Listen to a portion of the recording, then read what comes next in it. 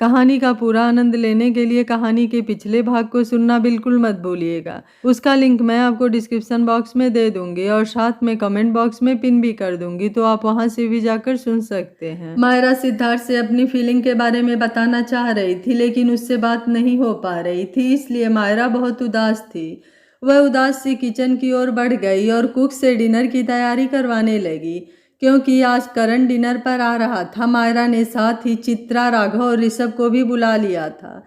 वहीं आज ऋषि भी वहां आने वाली थी, क्योंकि वह और रिक्की हमेशा न्यू ईयर में सिद्धार्थ और नेहा के साथ रहती थी। मायरा किचन में ही थी, तभी डोरबेल की आवाज़ सुनाई दी। मायरा ने जब दरवाज़ा खोला तो देखा राघव, चित्रा और ऋषभ खड़े थे। वह उन्हें देखकर बहुत खुश हुई और उन तीनों को लेकर अंदर आ गई। वह चित्रा के साथ बैठकर बात करने लगी। राघव सिद्धार्थ के कमरे की तरफ बढ़ गया और ऋषभ रिक्की के साथ। कुछ देर में ऋषि भी आ गई और उनके साथ बैठ गई। ऋषि बातें तो कर रही थी, पर उसकी नज़रें किसी और को ढूंढ रही थी। मायरा वहां से उठी और गार्डन में आकर अखिल को फ़ोन करने लगी। वह उसे भी यह बताना चाहती थी कि उसे करण मिल चुका है, पर उसका फ़ोन ही नहीं लग रहा था। उसने अखिल और आव्या दोनों का फ़ोन ट्राई किया, पर दोनों का ही फ़ोन नहीं लग रहा था। वह परेशान होते हुए बोली, क्या हो रहा है? मैं कब से फ़ोन कर रही हूँ, पर कोई रिसीव क्यों नहीं कर रहा? भाई ना सही शायद काम में बिजी होंगे, पर आव्या भी फ़ोन नहीं उठा रही है। दोनों ठीक तो होंगे ना? एक बार फिर कॉल करती हूँ। वह फ़ोन कर ही रही थी कि उसे अखिल का मैसेज आया। सॉरी मायरा, पर काम थोड़ा बढ़ गया है और ख़त्म करते करते शायद 3-4 दिन लग जाएंगे, और मैं इस न्यू ईयर पर नहीं पहुँच पाऊँगा। हम अभी बर्लिन में नहीं हैं और इस जगह पर नेटवर्क का थोड़ा इशू है, तो फ़ोन शायद नहीं लगेगा। तुम टेंशन मत लेना, अगर मैं फ़ोन न उठाऊं तो मैं जल्द आने की कोशिश करूंगा। अपना ध्यान रखना। मायरा ने यह मैसेज पढ़ा तो वह यह सोचकर उदास हो गई कि इस बार वह अपने भाई के साथ न्यू ईयर पार्टी में नहीं होगी। वह वापस अंदर आने लगी तो पीछे से किसी ने आवाज़ दी, मीरा। हाँ, वह करण ही था। मायरा पीछे मुड़ी तो करण को देखकर खुश हो गई। करण उसके पास आया और उसके गले लग गया, पर मायरा को अजीब लगा और वो वैसे ही खड़ी रही। न जाने क्यों उसे करण के गले लगने से अजनबियों सा महसूस हो रहा था। उसने इस बात को इग्नोर कर दिया और उसे लेकर अंदर चली गई। सब वहाँ डाइनिंग टेबल पर बैठ गए। सब करण को ही देख रहे थे, तो मायरा बोली, आप सब इससे मिलिए, ये मेरे बचपन का दोस्त है करण, जिसे मैं कई सालों से ढूंढ रही थी। उसकी बात सुनकर सबका एक्सप्रेशन नॉर्मल ही था, क्योंकि वह करण के बारे में कुछ नहीं जानते थे। पर राघव और चित्रा के होश उड़ गए। वह हैरानी से कभी एक दूसरे को देखते तो कभी सिद्धार्थ को, जो बिना किसी एक्सप्रेशन के वहीं बैठा हुआ था और बहुत नॉर्मल लग रहा था। राघव हैरान होकर उसे ही देखे जा रहा था कि सिद्धार्थ अब तक चुप कैसे है। वह कुछ बोलने ही वाला था कि सिद्धार्थ ने उसे इशारा से चुप रहने को बोला। राघव भी चुप हो गया। वहीं सब बैठकर खाना खाने लगे और सब खाने की तारीफ करते नहीं थक रहे थे। पर ऋषि कब से ऋषभ को ही देखे जा रही थी। वह खुद से मन में बोली, क्या अब तुम मुझसे लड़ भी नहीं सकते? मेरी ही गलती है, कैसे सोच लिया मैंने वह सब। यह सोचकर वह उदास होकर उसे देखने लगी, पर ऋषभ सबके साथ खाने में बिजी था और उसकी तरफ देख तक नहीं रहा था।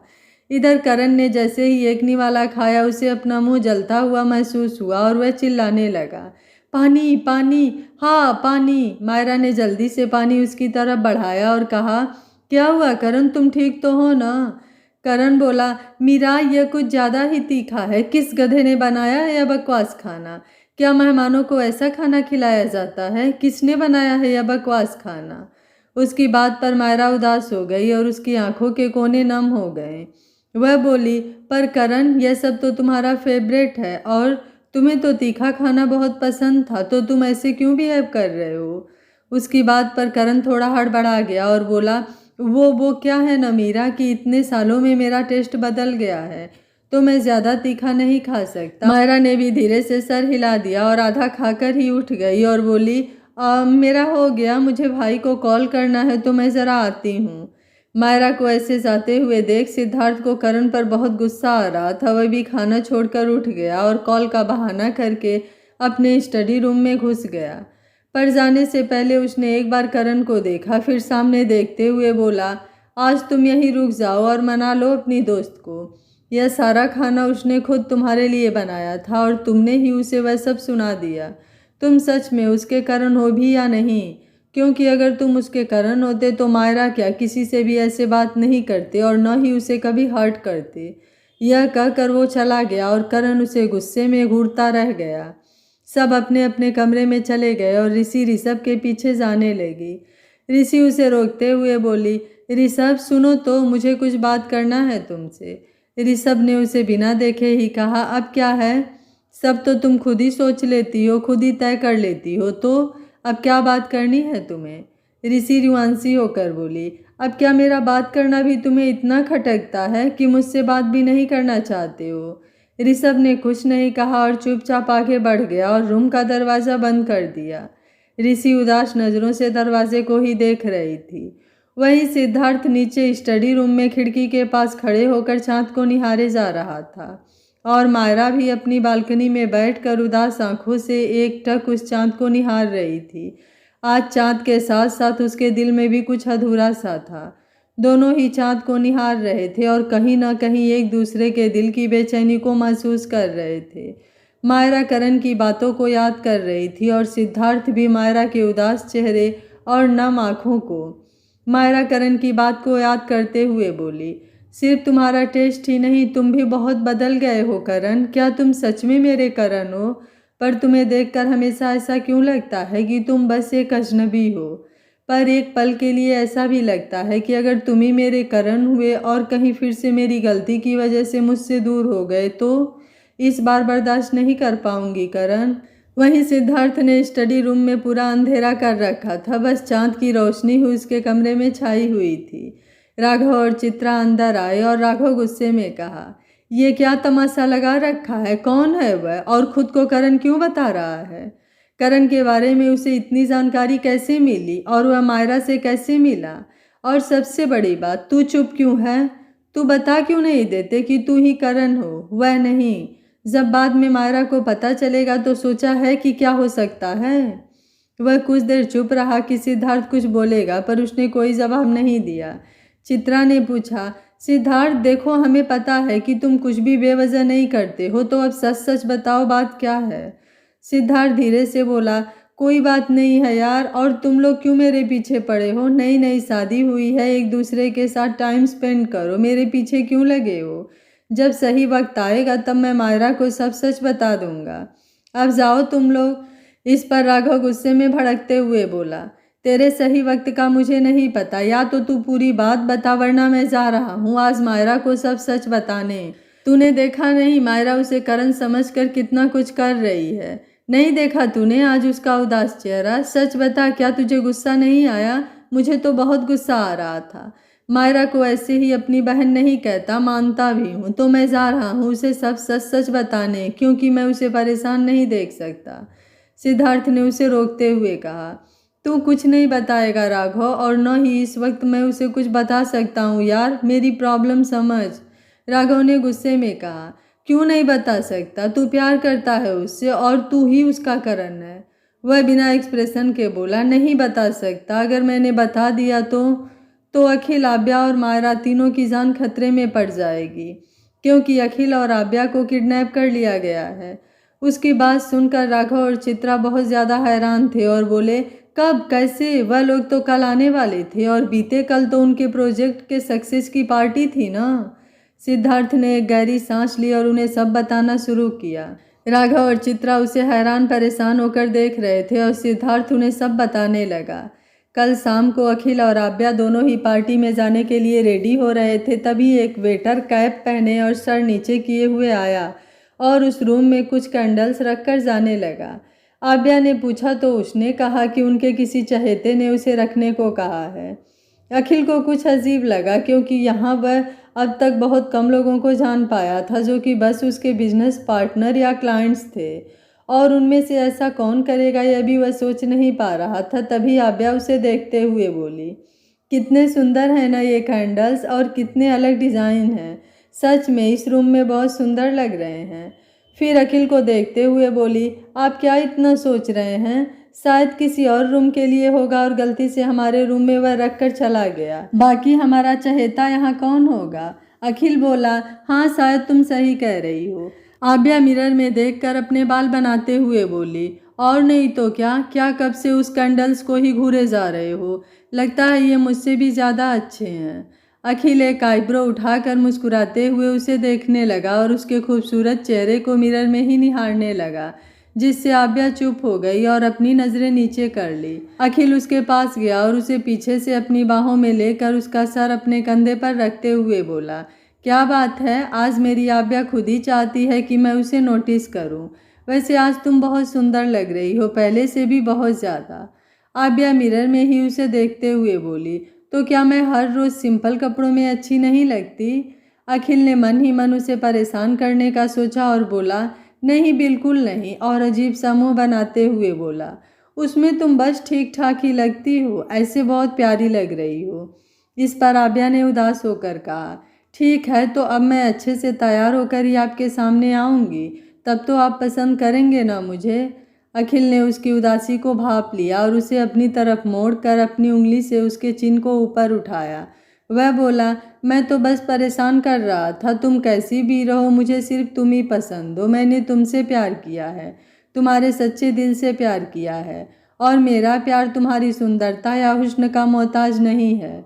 और तुम क्यों खुद को मेरे लिए बदलोगी? मैं मानता हूँ कि कभी कभी कुछ चीज़ों में बदलाव करना चाहिए, किसी के लिए थोड़ा बदलना सही है, पर खुद के अस्तित्व को मिटा देना सही नहीं है।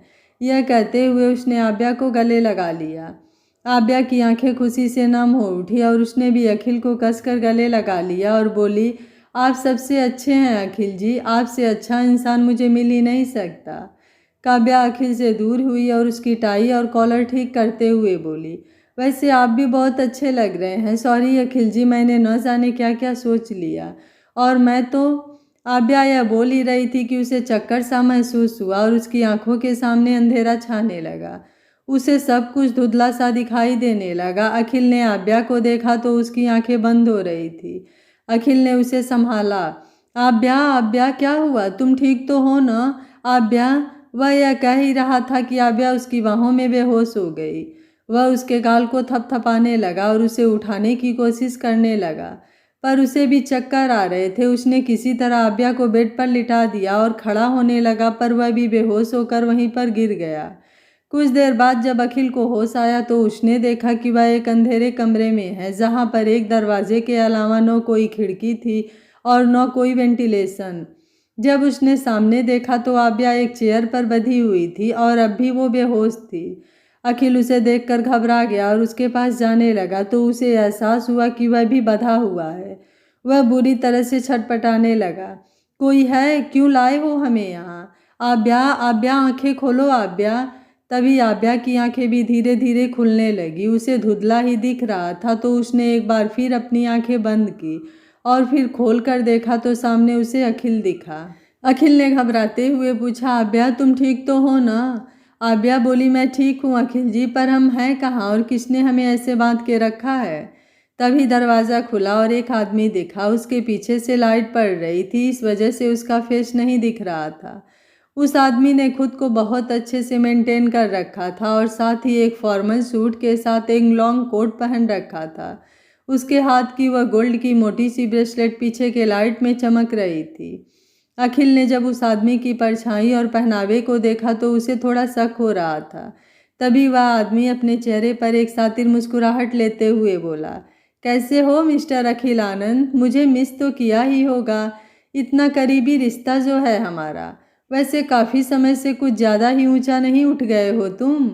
अब मैं तुम्हें नीचे लाऊंगा और खुद का हक छीनना क्या होता है वह अब मैं तुम्हें बताऊंगा। और इस बार मेरा प्लान खाली नहीं जाएगा। मैं अपना सब कुछ तुमसे वापस लेने और तुम्हारा सब कुछ तुमसे छीनने आया हूँ। इस बार मैं वह सब लेकर रहूँगा जो मेरा है। अखिल उस आदमी की आवाज़ को अच्छे से पहचानता था और जब उसने उसके हाथों की वह गोल्ड की ब्रेसलेट देखी तो उसे पूरा यकीन हो गया। वह हैरानी और गुस्से में बोला, तुम? उस आदमी ने हंसते हुए कहा, क्या बात है, बड़ी जल्दी पहचान गए। मुझे लगता है अब तक भूले नहीं हो। सही है, भूलना भी नहीं चाहिए। आभ्या ने हैरानी से पूछा, पर हम यहाँ पर कैसे आए? हम तो, उस आदमी ने अखिल की तरफ देखते हुए कहा, अखिल तुम्हारी गर्लफ्रेंड कुछ ज़्यादा ही भोली है।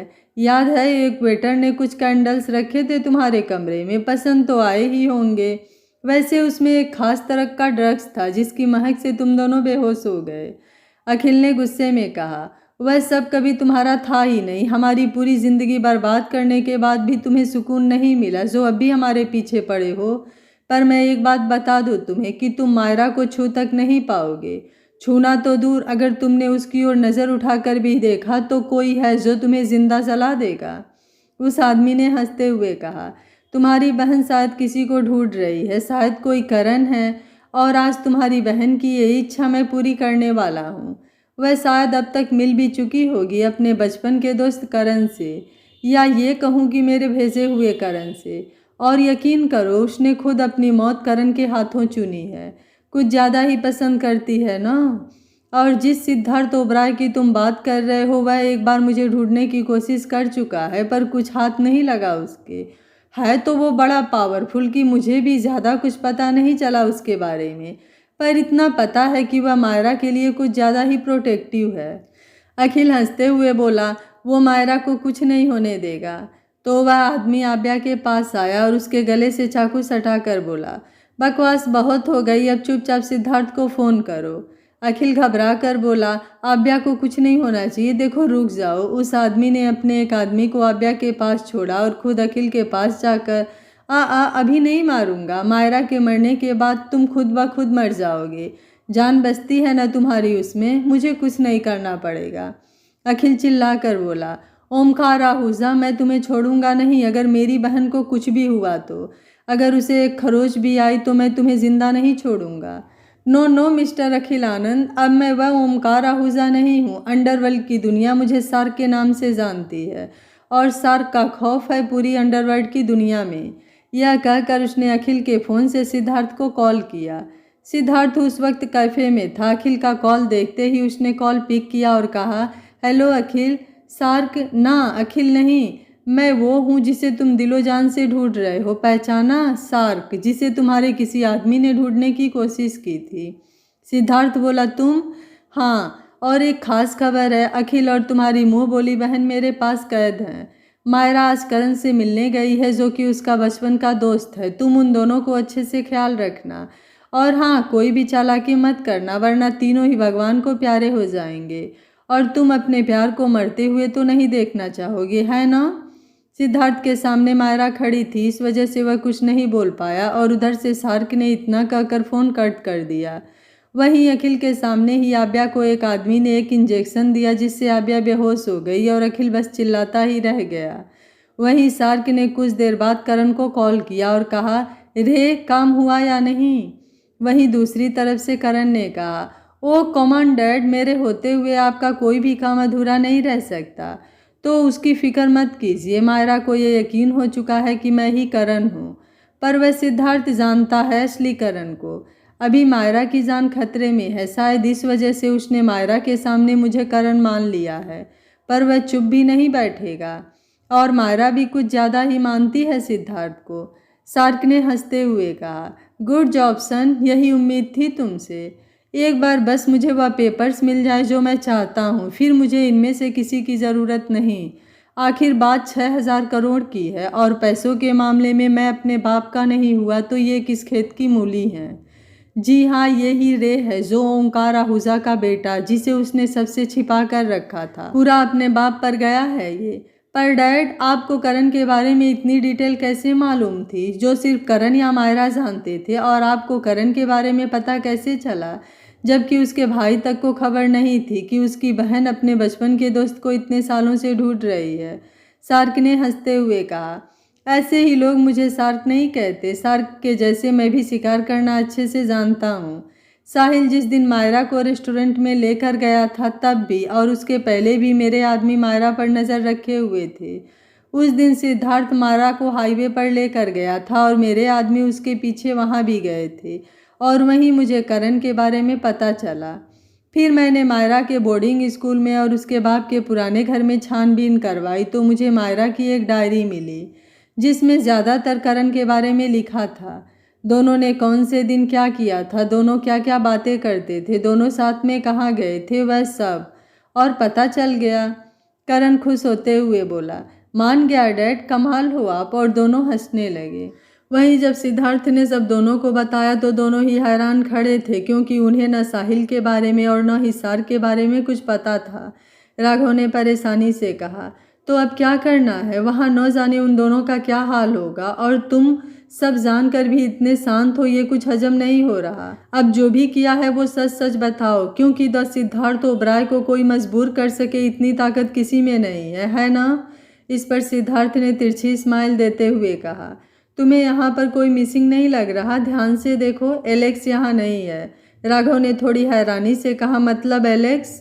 उसकी बात पूरी करते हुए कहा, वह निकल चुका है अपने बेस्ट गार्ड्स की टीम के साथ। बस जब तक वो दोनों सेफली इंडिया नहीं आ जाते तब तक मुझे हमेशा मायरा के साथ रहना है। चित्रा गुस्से में बोली, इतना कुछ हो गया और तुमने हमें कुछ भी बताना ज़रूरी नहीं समझा? सिद्धार्थ इस पर कुछ नहीं बोला। राघव ने कहा, जो हुआ वो छोड़, अभी तुझे मायरा के पास होना चाहिए। शाम के बाद से वह बहुत उदास है। इस पर सिद्धार्थ ने हल्के से मुस्कुरा कर कहा, हाँ, मेरी मीरा ने उसे करण मान तो लिया है, पर अब भी एक उलझन में है वह। उसे ये डर है कि अगर ये उसका करण हुआ और उसने पहचानने में गलती कर दी तो फिर से उसे खो देगी। पर सच्चाई तो ये है कि उसका दिल अभी ये मानने को तैयार नहीं है। ठीक है, मैं चलता हूँ, मायरा अभी छत पर ही होगी। यह कहकर वो वहाँ से चला गया। वहीं छत पर मायरा रेलिंग के सहारे खड़ी थी। तभी किसी ने उसके कंधे पर हाथ रखा। सिद्धार्थ, वह खुश होते हुए पीछे मुड़ी तो करण खड़ा था। मायरा ने उसे देखकर एक फीकी सी मुस्कान दे दी और बोली, तुम यहाँ क्या कर रहे हो? करण सामने देखते हुए बोला, लगता है किसी और के आने की उम्मीद थी और मैं आ गया। मायरा बोली, ऐसी कोई बात नहीं है करण। करण ने कहा, मुझे माफ़ कर दो मायरा, मुझे वैसे बात नहीं करनी चाहिए थी। मुझे नहीं पता था कि वो खाना तुमने बनाया है, सॉरी। मायरा ने कहा, इट्स ओके करण, मैंने बुरा नहीं माना। करण बोला, थैंक गॉड तुमने मुझे माफ़ कर दिया, वरना मुझे बहुत मेहनत करनी पड़ती तुम्हें मनाने में। ओके, मैं चलता हूँ, फिर गुड नाइट। यह कहकर वो वहाँ से चला गया। मायरा सोचने लगी, वाह, मैं यहाँ ठंड में खड़ी हूँ और उसे अपनी बात की फिक्र है, मेरी नहीं। तभी उसे पीछे से किसी ने साल उठाकर कहा, ऐसे कैसे फिक्र नहीं है? मायरा बस हल्के से मुस्कुराई और बोली, पता नहीं क्यों सिद्धार्थ, मुझे ऐसा लगता है कि जैसे करण बहुत बदल गया है। तुम्हें पता है, मुझे बचपन में एक खरोच भी आती थी न तो उसकी जान निकल जाती थी, और आज वह मुझे ठंड में छोड़कर चला गया। सिद्धार्थ बस मुस्कुराए जा रहा था। मायरा बोली, तुम्हें पता है, एक बार जब हम घूमने गए थे तो मैं पानी में गिर गई थी। जब मुझे होश आया और मैंने करण की हालत देखी तो मैं खुद भी हैरान थी। रो रो कर बुरा हाल था उसका। सिद्धार्थ ने मन में ही सोचा, कैसे भूल सकता हूँ उस दिन को, जान निकल गई थी मेरी तुम्हें उस हाल में देखकर। एक पल के लिए ऐसा लगा था जैसे मैंने तुम्हें हमेशा के लिए खो दिया। सिद्धार्थ सोच ही रहा था कि उसने देखा मायरा बात करते करते उसके कंधे पर सर रखकर सो रही है। सिद्धार्थ ने उसके माथे पर किस किया और उसे गोद में उठाकर उसके कमरे में सुला दिया। सुबह जब मायरा की आंखें खुली तो उसने देखा वह कमरे में सो रही है। उसे इतना समझ आ गया कि सिद्धार्थ उसे रात को लेकर आ गया था। वह उठी और तैयार होकर नीचे आई। उसने देखा कि करण जल्दी जल्दी ब्रेकफास्ट करके निकल रहा था। मायरा ने पूछा, करण तुम कहाँ जा रहे हो? तो करण ने उठते हुए कहा, बस कुछ काम से जा रहा हूँ, तुम शाम को रेडी रहना, कल न्यू ईयर की पार्टी है रात को, तो आज शॉपिंग पर चलेंगे, मैं जल्द ही आऊँगा। बहुत दिनों से हम दोनों साथ में कहीं घूमने नहीं गए तो इसी बहाने घूम भी लेंगे। मायरा ने हाँ में सर हिलाया और करण वहाँ से चला गया। राघव और चित्रा दोनों ही ऑफिस के लिए निकल गए और ऋषि और नेहा कुछ काम से बाजार चले गए। मायरा घर में बोर हो रही थी क्योंकि आज रिक्की भी घर पर नहीं था। पूरे दिन घर में बैठे बैठे वह अब ऊब चुकी थी। दिन के 3 बज रहे थे और मायरा अब भी बस पूरे घर में घूम ही रही थी और सिद्धार्थ से अपने दिल की बात कैसे कहे उस बारे में सोच रही थी। आखिरकार उसने एक इरादा किया और सिद्धार्थ को ढूंढने लगी। वैसे भी आजकल सिद्धार्थ घर से ही सारा काम संभाल रहा था। वह सिद्धार्थ को ढूंढते हुए उसके कमरे के बाहर पहुंची और दरवाज़ा थोड़ा सा खोलकर अंदर झांकने लगी। उसे अंदर कोई नहीं दिखा तो वह दरवाज़ा पूरा खोलकर अंदर आ गई और ध्यान से पूरे कमरे को देखने लगी। ये पहली बार था जब वह सिद्धार्थ के कमरे में आई थी। सिद्धार्थ का कमरा पूरा ब्लैक एंड वाइट थीम में था। हर चीज़ ब्लैक और वाइट ही थी। जैसे कि खुद सिद्धार्थ था। मायरा उस कमरे को गौर से देखने लगी और मुंह बनाकर खुद से बोली, लो मैं यहाँ हिम्मत करके इनसे अपने दिल की बात करने आई हूँ और ये खुद ही गायब है। और ये कैसा कमरा बना रखा है, जैसे खुद हैं वैसे ही उनका कमरा, एकदम ब्लैक एंड वाइट। ऐसा भी कोई कमरा होता है? मैं तो सीधे सीधे मना कर दूंगी इस कमरे में रहने से। फिर वह अपने ही सर पर चपत लगाते हुए बोली, क्या क्या सोच रही है मायरा, तू पागल है एकदम। तू क्या करने आई थी और क्या कर रही है? उसने अपना सर झटका और जैसे ही जाने के लिए मुड़ी तो सिद्धार्थ हाथ बांधे दीवार के पास खड़ा था। मायरा ने जब उसे देखा तो हैरानी से उसकी आंखें बड़ी हो गई और वह उल्टे पांव भागने की कोशिश करने लगी। पर सिद्धार्थ ने उसके भागने से पहले ही उसकी बांह को पकड़कर उसे अपनी तरफ खींच लिया और उसे आईने के पास दीवार से सटा दिया। सिद्धार्थ ने अपने दोनों हाथ उसके दोनों तरफ दीवार पर रखे हुए थे, जिससे वह बिल्कुल भी बचकर नहीं जा सकती थी। अब वह खुद ही फंस चुकी थी। मायरा जो अब तक उसके करीब आने से आंख बंद किए हुए थी, उसने धीरे से आंख खोली और उसे देखकर खिसियाते हुए मुस्कुराने लगी। सिद्धार्थ ने उसकी आंखों में देखते हुए बिना किसी भाव के पूछा, क्या कर रही थी मेरे रूम में? और क्या खुद में ही बड़बड़ाए जा रही थी? पागल हो गई हो? तुम्हें पता है ना, मुझे किसी का भी मेरे रूम में आना पसंद नहीं है। सिद्धार्थ ये सब बोल जरूर रहा था, पर मायरा का ऐसे खुद उसके कमरे में आना उसे बहुत अच्छा लगा था। और जब उसने मायरा की बातें सुनी तो बहुत मुश्किल से उसने अपनी हंसी रोकी थी। उसकी आवाज़ सुनकर मायरा आंख मटकाते हुए और थूक गटकते हुए बोली, वाह वाह, वो मैं तो कुछ कहने आई थी आपसे। मुझे कुछ बात करना था। सिद्धार्थ ने कहा, हाँ कहो, क्या कहना है? ऐसे बकरी की तरह मिमिया क्यों रही हो? जो कहना है जल्दी कहो, उसने थोड़ा तेज आवाज़ में कहा। सिद्धार्थ की गिरफ्त में मायरा और भी ज़्यादा नर्वस हो रही थी। वह आंखें बंद करके खुद से ही बोली, नहीं मायरा, आज नहीं डरना है, आज सब बोल दे। अगर आज चुप हो गई तो कभी नहीं बोल पाएगी। वह सोच ही रही थी कि सिद्धार्थ बोला, अब बोलोगी भी या कोई मुहर्रत निकलवाना है? वह बोल ही रहा था कि मायरा ने अपनी नाजुक उंगलियां उसके होठों पर रख दी, जिससे सिद्धार्थ की धड़कनें बढ़ गई। मायरा उसकी आंखों में देखते हुए बोली, आप बोलने दोगे तब ना बोलूँगी। देखो सिद्धार्थ, मुझे घुमा फिरा कर बात करना नहीं आता, जो भी है साफ साफ बोल रही हूँ। आपने पूछा था ना मुझसे कि आपसे क्या फ़र्क पड़ता है मुझे, तो सुनिए, हाँ फ़र्क पड़ता है मुझे। जब आप नाराज़ हो गए थे तो मैं जानती हूँ कि मैं कितनी बेचैन थी। आपका मेरा परवाह करना, मेरी केयर करना, मेरे पास आना, सब कुछ अच्छा लगने लगा है। एक अलग एहसास है इन सब का। जब आप पास आते हैं, जब मुझे गले लगाते हैं, तो एक अलग ही सुकून महसूस होता है। ऐसा लगता है कि जैसे वह दुनिया की सबसे महफूज जगह हो। मुझे नहीं पता कि प्यार के एहसास कैसे होते हैं, पर अगर यही प्यार है तो हाँ, मैं आपसे प्यार करने लगी हूँ, चाहने लगी हूँ आपको, और आपके बिना नहीं रह सकती। I love you Siddharth, I really love you. Myra Siddharth की आंखों में आंखें डाले अपने दिल की बात बोले जा रही थी और उसकी बातों से सिद्धार्थ की धड़कनें रोलर कोस्टर की तरह फास्ट धड़क रही थी। वह अपने चेहरे से दिखा नहीं रहा था, पर अंदर ही अंदर वो इतना खुश था कि वो लफ्ज़ों में बयां न कर सके। जब मायरा ने उसे आई लव यू कहा तो सिद्धार्थ का दिल जैसे खुशी के मारे उछल कर बाहर आने वाला था। हो भी क्यों न, आज उसकी बरसों की तमन्ना जो पूरी हो रही थी। उसका तो मन कर रहा था कि वह मायरा को कसकर गले लगा ले या उसके कदमों में पूरी दुनिया झुका दे। वह कुछ बोलने ही वाला था कि दीवार के आईने में उसे करण दिखा, जो रूम के पास खड़ा होकर सब कुछ देख रहा था।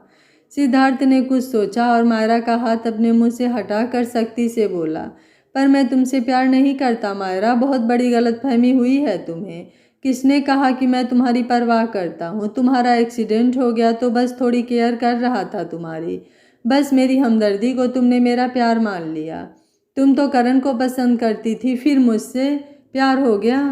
सिद्धार्थ की बातें सुनकर मायरा हैरान थी और साथ ही उसकी आंखें नम हो चुकी थी। वो बोली, आप फिर से मुझे परेशान कर रहे हो ना? मैं जानती हूँ आप भी मुझसे प्यार करते हो। मैंने देखा है आपकी आंखों में वह परवाह, वो प्यार। आप ये कैसे कह सकते हैं? और करण को सिर्फ मैं अपना दोस्त मानती हूँ, पर प्यार सिद्धार्थ से करती हूँ, और अब इस बात का एहसास है मुझे। मायरा लगभग रोते हुए बोली। सिद्धार्थ उसकी आंखों में आंसू बर्दाश्त नहीं कर सका और दूसरी तरफ मुड़कर सख्ती से बोला, मैं मजाक नहीं कर रहा, तुम्हें बहुत बड़ी गलतफहमी हुई है, सब कुछ खुद ही सोच लेती हो। कभी किसी की नहीं सुनती। इसी वजह से ही खोया था न तुमने करण को। यह कहते हुए सिद्धार्थ की भी आंखें नम हो चुकी थी तो उसने आंखें बंद कर ली। मायरा उसे अपनी तरफ पलटते हुए बोली, क्या कहा आपने? प्यार नहीं करते आप तो किस हक से पास आते हैं मेरे? क्यों आपके चेहरे पर दर्द दिखता है जब मुझे कोई भी तकलीफ होती है? क्यों आपने मुझसे वह सवाल किए थे? बस एक बार बोल दीजिए कि आप मजाक कर रहे हैं। अगर ये सच है तो एक बार मेरी आंखों में देखकर बोल दीजिए। सिद्धार्थ की उससे नजरें मिलाने की हिम्मत ही नहीं हो रही थी। वह आंखें बंद करके चिल्लाकर बोला, मायरा मैं मजाक नहीं कर रहा, चली जाओ यहाँ से। Myra go, just leave me alone. Myra अब टूट चुकी थी। ठीक है, अब जब तक आप खुद मेरे पास नहीं आएंगे तब तक मैं आपके पास नहीं आऊँगी। यह कहकर वह रोते हुए वहाँ से चली गई। सिद्धार्थ जल्दी से पीछे मुड़ा और उसे नम आंखों से देखने लगा और एकदम से बोला, मायरा, पर तब तक वह जा चुकी थी। मायरा को आता हुआ देख कर रे वहीं छुप गया। वहीं सिद्धार्थ ने भी गुस्से से अपने हाथ को जोर से आईने पर दे मारा। वह आईना टूटकर बिखर गया जैसे सिद्धार्थ और मायरा का दिल। सिद्धार्थ का हाथ बुरी तरह से जख्मी हो गया था और खून बहने लगा था, पर उसे दर्द का एहसास नहीं हो रहा था क्योंकि इससे ज़्यादा दर्द तो उसके दिल में हो रहा था। मायरा की आंखों में आंसू देखकर, वह भी खुद की वजह से। वहीं मायरा अपने कमरे में बेड पर मुंह के बल लेटे हुए दरवाज़ा बंद किए रो रही थी। आखिर ये दूसरी बार था जब उसका दिल टूटा था। तभी उसका फ़ोन बजा। पहले उसने इग्नोर कर दिया। जब फ़ोन बार बार बजने लगा तो उसने उठकर देखा जहाँ पर करण का नाम फ्लैश हो रहा था। उसने अपने आंसू पोंछे और फ़ोन उठाकर बोली, हेलो। करण ने कहा, हेलो मीरा, कहाँ हो तुम? मैं तुम्हारे रूम के बाहर हूँ। दरवाज़ा क्यों बंद कर रखा है तुमने? और तुम्हारी आवाज़ को क्या हुआ है? तुम ठीक तो हो ना? मायरा ने खुद को ठीक करते हुए कहा, हाँ मैं बिल्कुल ठीक हूँ। तुम बस थोड़ी देर वेट करो, मैं जल्द ही रेडी होकर आती हूँ, फिर हम चलेंगे। और यह कहकर उसने फ़ोन काट दिया और दूसरी तरफ करण सातिर तरह से मुस्कुरा रहा था। वहीं मायरा ने खुद को ठीक किया और बेमन से रेडी होकर अपने चेहरे पर एक फीकी मुस्कुराहट लिए बाहर आ गई। उसका जाने का तो मन नहीं था, पर उसके करण ने इतने सालों में पहली बार उससे कुछ कहा था तो वह मना भी नहीं कर पाई। वह बाहर आई तो देखा सिद्धार्थ अपने कार के पास अपना एक हाथ पॉकेट में डाले खड़ा है।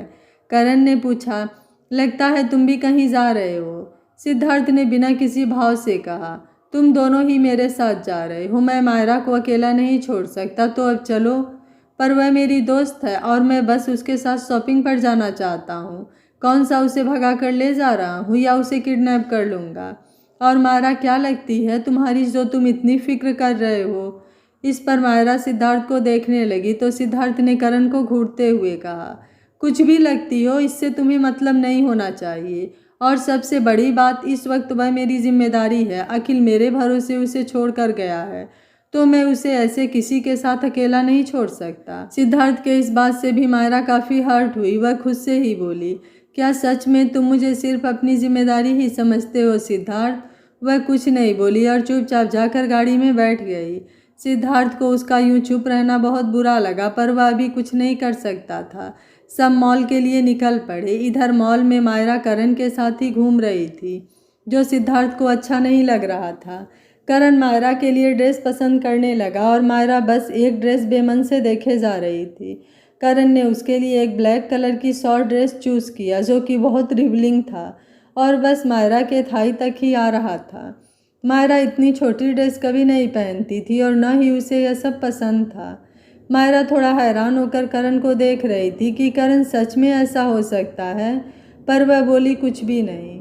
वह चुपचाप ट्रायल रूम में चली गई और उस ड्रेस को देखने लगी। तभी किसी ने रूम का डोर नॉक किया। मायरा ने दरवाज़ा खोला तो एक सेल्स गर्ल एक ड्रेस लिए खड़ी थी। उसने वह ड्रेस मायरा को पकड़ा दिया और बोली, मैडम ये वहाँ बैठे सर ने आपको देने को कहा है। मायरा समझ गई कि यह काम सिद्धार्थ का है। उसने थैंक यू कहा और अंदर चली गई। उसने सिद्धार्थ के दिए हुए ड्रेस को टाई किया तो उसे बहुत अच्छा लगा।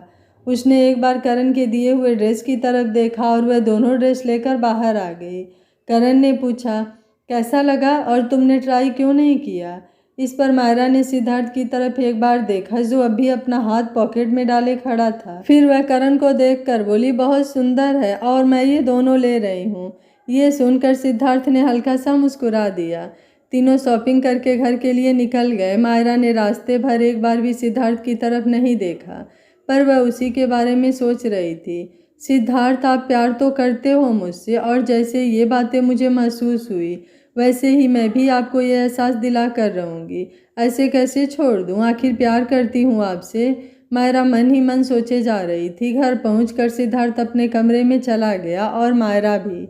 डिनर के वक्त सिद्धार्थ नीचे नहीं आया तो रिक्की ने पूछा, भाई कहाँ हैं? आज खाना नहीं खाएंगे क्या?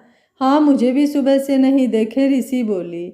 मैंने पूछा था तो मना कर दिया, बोला जब भूख लगेगी तब खाऊंगा, राघव बोला। नेहा बोली, मैं भाई का खाना उनके रूम में देकर आती हूँ, जब भूख लगेगी तब खा लेंगे, वरना वह काम के चक्कर में भूल जाएंगे। या कहकर वह खाना लेकर जाने लगी तो मायरा बोली, तुम रुको, मैं देकर आती हूँ, और प्लेट लेकर उसके रूम में चली गई। वहीं सिद्धार्थ अपने रूम में अंधेरा किए हुए सोफे पर आंखें बंद करके बैठा था।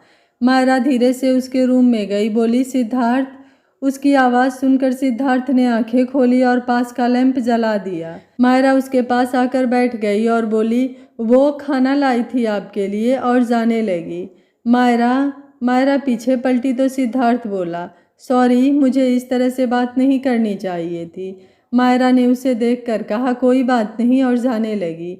वो जा ही रही थी कि उसे प्लेट्स की आवाज़ सुनाई दी। वह पीछे मुड़ी तो देखा सिद्धार्थ के हाथ पर पट्टी बंधी हुई थी और वह एक हाथ से सब लेने की कोशिश कर रहा था, जिससे बर्तन आवाज़ कर रही थी। वो जल्दी ही उसके पास आई और उसका हाथ पकड़ते हुए बोली, ये क्या हुआ है आपको? चोट कैसे लगी? ध्यान कहाँ होता है आपका? कितना गहरा घाव है, और फिर भी ऐसे बैठे हो जैसे कुछ हुआ ही नहीं है। पागल हैं क्या आप? कभी खुद का भी ध्यान रख लिया कीजिए। इस पर सिद्धार्थ ने एक फीकी मुस्कान देते हुए कहा, अब अपने दर्द छुपाने की और यह सब करने की आदत हो चुकी है ही कौन मुझे समझने वाला? वैसे भी इतनी चोट नहीं लगी है। मायरा ने कुछ नहीं कहा और उसका हाथ छोड़कर उसे अपने हाथों से खिलाने लगी। सिद्धार्थ ने कहा, क्यों कर रही हो ये सब, जबकि मैंने सिर्फ तुम्हारा दिल दुखाया है। मायरा बोली, आपने मेरी जिम्मेदारी ली है, मेरे लिए इतना कुछ करते हो तो मैं इतना तो कर ही सकती हूँ। वह चुपचाप उसे खिलाने लगी और सिद्धार्थ भी बिना कुछ बोले उसके हाथों से खा रहा था। उसे खिलाकर मायरा चली गई। सिद्धार्थ जाकर बालकनी में खड़ा हो गया, तभी उसे एलेक्स का कॉल आया। सिद्धार्थ ने कॉल पिक किया तो वो बोला, बस दोनों सेफ हैं, पर वह बच गया। उसका कोई सुराग नहीं मिला क्योंकि उस जगह को ब्लास्ट कर दिया गया है। बस इतना पता चला है कि वह लोग कुछ बड़ा करने वाले हैं। हो सकता है उन्हें इस बार उन पेपर्स जो आपने बताया था उनके अलावा कुछ और चाहिए। बॉस, मिस मायरा को खतरा हो सकता है, आप अलर्ट रहिए। मैं उन दोनों को लेकर जल्द ही निकलने की कोशिश करूंगा और कल रात तक मिस्टर अखिल और मिस साब्या आपके सामने होंगे। सिद्धार्थ ने हूँ कहा और फ़ोन काट दिया और खुद से बोला, कल जो भी हो मैं तुम्हें कुछ नहीं होने दूंगा मायरा। बस एक बार अखिल और आब्या सेफली इंडिया आ जाए, फिर मैं दिखाता हूँ उसे कि सिद्धार्थ ओबराय क्या चीज़ है। अगले दिन सब अपनी अपनी तैयारियों में लग गए। रात को गार्डन में ही न्यू ईयर की एक छोटी सी पार्टी थी जिसमें बस फैमिली के मेंबर्स ही होने वाले थे। शुभंकर जी की तबीयत कुछ खराब थी, इस वजह से शशांक और तनीषा उनके पास ही रुके थे। मायरा भी अपने काम में लगी थी, पर आज वह थोड़ी सी गुमसुम थी। हमेशा बोलने वाली मायरा आज चुप चुप सी थी। वहीं रे अपने डैड का फ़ोन कब से ट्राई कर रहा था, पर उसकी बात नहीं हो पा रही थी और न ही कोई अपडेट मिल पा रहा था। गुस्से में और इरिटेट होकर उसने फ़ोन को पटक दिया, जिसके नीचे गिरकर फ़ोन का कचूमर बन गया। शाम हो चुकी थी और सारे बॉयज़ बाहर गार्डन में रेडी होकर आ चुके थे। वहीं गार्डन भी लाइट्स और बल्ब से सजाया गया था और शाम के वक्त वह नज़ारा बहुत सुंदर लग रहा था। एक छोटा सा बार काउंटर और साथ ही डांस के लिए एक जगह बहुत अच्छे से सजाया गया था। ये बस एक छोटा सा फैमिली गेट टुगेदर था जिसमें बस फैमिली मेंबर्स ही थे और बाकी सब तरफ सिद्धार्थ के बॉडीगार्ड्स खड़े थे। वहीं रे एक कोने में अपने दूसरे फ़ोन से अपने डैड को कांटेक्ट करने की कोशिश कर रहा था, पर हो नहीं रहा था, जिससे वह बुरी तरह से झल्लाया हुआ था। सिद्धार्थ उसके पास आया और मुस्कुराते हुए बोला, क्या हुआ करण, कुछ परेशान लग रहे हो? क्या हुआ, अपने डैड से कांटेक्ट नहीं हो रहा है? मैं कुछ मदद करूं? सिद्धार्थ की मुस्कुराहट किसी डेविल स्माइल से कम नहीं थी। रे थोड़ा हैरान हुआ पर बात संभालते हुए बोला, क्या कहना चाहते हो, साफ साफ कहो। सिद्धार्थ उसके चारों ओर घूमते हुए बोला, तुम्हें क्या लगा मिस्टर रे, तुम ही सार का वह खुफिया खजाना उर्फ उसके बेटे हो, ये मुझे पता नहीं चलेगा? सिद्धार्थ ओबेरॉय को तुम जानते ही कितना हो। और हाँ, तुम्हारी जानकारी के लिए बता दूं कि अखिल और आब्या बिल्कुल सही सलामत हैं। बाकी तुम अपना थोड़ा दिमाग तो चला ही सकते हो ये समझने में कि मैं आगे क्या बोलना चाहता हूँ। रे हंसते हुए बोला, तुम जान भी गए हो तो भी कुछ नहीं होने वाला, क्योंकि तुम मुझे कुछ नहीं कर सकते। मैं तो करण हूँ, तुम्हारी मायरा का करण। सिद्धार्थ ओबेरॉय ऐसे ही इंडिया का बेस्ट बिजनेसमैन और सबसे पावरफुल इंसान नहीं है। बिजनेस की दुनिया में लोग मुझे ऐसे ही डेविल नहीं कहते। मैं तुम्हारे सामने ही ऐसा कुछ कर सकता हूँ जो तुमने कभी सपने में भी इमेजिन नहीं किया होगा। और मायरा से जितना हो सके उतना दूर ही रहो तो तुम्हारे लिए बेहतर है, वरना मेरी आंखें बंद करके खोलने से पहले तुम इस दुनिया से गायब हो चुके होगे। यह कहकर सिद्धार्थ वहां से चला गया। रे बस गुस्से में दांत पीसता हुआ रह गया। वहीं राघव को सिद्धार्थ ने एलेक्स के इंडिया आने की बात बता दी थी। सब वहां खड़े बातें कर रहे थे, तभी सारी गर्ल्स तैयार होकर आईं और सारे बॉयज़ के मुंह एक बार फिर खुले के खुले रह गए। आज सब ने कॉकटेल गाउन पहन रखा था। मायरा भी सिद्धार्थ के दिए हुए उस लाइट पिंक गाउन में बहुत प्यारी लग रही थी। उसे देखकर तो एक बार के लिए रे की भी धड़कनें रुक गई। वह खुद से ही बोला, कुछ तो बात है इस लड़की में जिसने रे की धड़कनें बढ़ा दी। बेवकूफ़ होने के साथ साथ ही भला की खूबसूरत है, ये मानना पड़ेगा। आज तक कितनी लड़कियां देखी पर तुझ जैसी नहीं देखी। अगर आज दुश्मन न होती तो आज मेरा तू जुनून होती। पार्टी चल रही थी और सब अपने में लगे हुए थे। तभी करण ने म्यूजिक ऑन किया और मायरा का हाथ पकड़कर डांस फ्लोर पर ले गया। मायरा उसके साथ बहुत अनकंफर्टेबल महसूस कर रही थी, पर वह कुछ नहीं बोली। सब अपने अपने पार्टनर्स के साथ डांस करने लगे। रिक्की और नेहा अपने में ही लगे थे। अब बस बचे थे तो ऋषभ और ऋषि। सिद्धार्थ ने ऋषभ को ऋषि के साथ जाने को कहा तो वो दोनों चले गए, पर ऋषभ अब भी ऋषि को देख तक नहीं रहा था, जो ऋषि को बहुत चुभ रहा था। वो लगभग रोमांसी हो गई थी। सब अपने पार्टनर्स को स्विच करके डांस कर रहे थे। मायरा डांस करते करते वापस करण के पास जा ही रही थी कि सिद्धार्थ ने उसे अपनी ओर खींच लिया और उसे टाइटली पकड़कर डांस करने लगा। बैकग्राउंड म्यूजिक चल रहा था, तड़पाए मुझे तेरी सभी बातें, एक बार ए दीवाने झूठा ही सही प्यार तो कर। मायरा खुद को उसकी पकड़ से छुड़ाने की कोशिश में लगी थी और उसे नाराज़गी से देखी जा रही थी, पर सिद्धार्थ भी कहाँ छोड़ने वाला था। उसे करण के साथ देखकर उसे बहुत गुस्सा आ रहा था और वह अब कम करने की कोशिश कर रहा था। ठंडी हसीन रात और गार्डन में सजे उन बल्ब्स की धीमी रोशनी में मायरा का चेहरा सिद्धार्थ को बहुत खूबसूरत लग रहा था और उसे अट्रैक्ट कर रहा था। मायरा गुस्से में पर धीरे से बोली, क्या कर रहे हैं, छोड़िए मुझे, क्यों कर रहे हैं आप ये सब? सिद्धार्थ उसके करीब गया और थोड़ा गुस्से में बोला, मायरा, मैं तुम्हें गलत लोगों के साथ बर्दाश्त नहीं कर सकता। दूर रहा करो उस करण से, वरना मुझे नहीं पता मैं क्या कर बैठूंगा। मायरा भी गुस्से में उसकी आंखों में आंखें डालते हुए बोली, मैं जो करूं आपको क्यों फ़र्क पड़ रहा है? क्यों मेरे पास आए हैं आप मुझसे प्यार नहीं करते ना, मेरी परवाह नहीं करते ना, तो किस हक से मेरे करीब आए हैं? दूर रहिए मुझसे। पहली बात, वो मेरा दोस्त है, मैं जा सकती हूँ उसके पास। आप किस हक से मुझे मना कर रहे हैं? और दूसरी बात, आप नहीं करते पर मैं करती हूँ आपसे प्यार, और जब जब आप मेरे पास आएंगे तब तब मेरा दिल दुखेगा। अगर थोड़ी सी भी हमदर्दी है मुझसे, अगर मेरा दिल और नहीं दुखाना चाहते तो दूर रहिए मेरी नज़रों से, दूर रहिए मुझसे।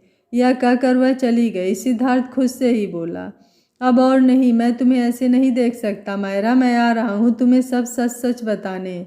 वह मायरा के पीछे जाने के लिए मुड़ा तो वो जा चुकी थी। सिद्धार्थ भी उसे खोजने लगा। वहीं रे गार्डन के पीछे वाले हिस्से में खड़ा किसी से फ़ोन पर बात कर रहा था। वह उस आदमी पर गुस्से में चिल्लाता हुआ बोला, क्या कर रहे हो अब तक तुम लोग? फिलहाल आनंद मेंशन में कोई नहीं है, अच्छे से ढूंढ नहीं सकते? निकम्मे कहीं के।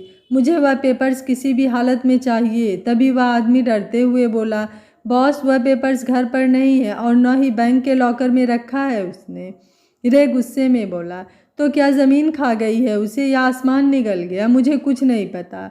कैसे भी करके खोजो उसे, वरना तुम में से कोई जिंदा नहीं बचेगा। एक बार वह पेपर्स मिल जाए फिर उस मायरा को अपने हाथों से मारूंगा मैं। करण करण करण, आह, दिमाग खा गई है वह लड़की मेरा। नहीं हूँ मैं उसका करण। और अब ये बात उसे मारकर ही बताऊंगा। उसने गुस्से में फ़ोन काट दिया और पीछे मुड़ा तो हैरान रह गया। मायरा हैरानी से और नम आंखों से उसे देखे जा रही थी। रे उसकी तरफ बढ़ा तो मायरा घबराकर पीछे हटने लगी और बोली, तुम मेरे करण नहीं हो? कौन हो तुम? दूर रहो मुझसे, पास मत आना मेरे। पीछे हटते हटते स्विमिंग पूल के पास पहुंच गई और अब वह पीछे और नहीं जा सकती थी और ऊपर से उसे पानी का डर बचपन से था। रे उसके करीब बढ़ने लगा और बोला, कितनी बेवकूफ़ हो ना तुम, मुझे करण समझ बैठी। तुम कभी अपने करण को पहचान ही नहीं पाई। अब तुम सब जान गई हो तो तुम्हें ज़्यादा तकलीफ नहीं होगी मरने में। वह पेपर्स मिले न मिले, आज मैं तुम्हें जिंदा छोड़ने की गलती नहीं करूँगा। यह कहकर उसने अपने कदम मायरा की ओर बढ़ा दिए और एक झटके में उसके गले को पकड़ लिया, जिससे उसकी सांसें अटकने लगी। मायरा उससे छुड़ाने के लिए छटपटाने लगी, पर उसकी सारी कोशिश नाकाम थी। धीरे धीरे उसकी आंखों से आंसू बहने लगे और बंद होने लगे और उसका चेहरा लाल हो रहा था। तभी किसी ने रे के हाथ को मजबूती से पकड़ा और उसके हाथों से मायरा की गर्दन छुड़ा ली। रे ने देखा तो वह सिद्धार्थ खड़ा था, जिसकी आंखें गुस्से से लाल थी, बिल्कुल किसी जलते हुए आग की तरह। जब उसे मायरा की हालत याद आई तो उसके गुस्से का बांध टूट गया और वो गुस्से में रे पर टूट पड़ा और बेरहमी से उसे पीटने लगा। जब तक वह अधमरा न हो गया, उसने रे को वहीं छोड़ दिया और मायरा के पास जाकर उसे संभालने लगा। उसने घबराते हुए पूछा, तुम ठीक हो ना मायरा? मायरा ने नम आंखों से उसे देखा और पहले हाँ में गर्दन हिलाया, पर वह अपने आंसू रोक न सकी और रोते हुए ना में सिर हिलाया और सिद्धार्थ के सीने से लग गई और फपक कर रो पड़ी। वहीं रे किसी तरह खड़ा हुआ और अपने पीछे से गन निकाल कर अपने सामने खड़ी मायरा, जो कि उसकी तरफ पीठ करके खड़ी थी, उस पर गन तान दी। बस 2 ही पल में पार्टी में खड़े सब लोगों को फायरिंग की आवाज़ और मायरा के चिल्लाने की आवाज़ सुनाई दी। क्या सिद्धार्थ और मायरा का साथ यहीं तक था? क्या सिद्धार्थ की आंखों के सामने ही मायरा दम तोड़ देगी या फिर मायरा का प्यार उसके सामने ही कुर्बान हो जाएगा? आखिर रे और उसके पिता को कौन से पेपर्स चाहिए जो वो मायरा के पीछे पड़े हुए हैं? ऐसे और भी कई सारे राजों का पर्दाफाश जानने के लिए देखते रहिए कहानी का अगला भाग। अगर आपको कहानी अच्छी लग रही है तो वीडियो को लाइक, शेयर एंड चैनल को सब्सक्राइब करना बिल्कुल मत भूलिएगा। Thank you for watching. मिलते हैं कहानी के अगले भाग में।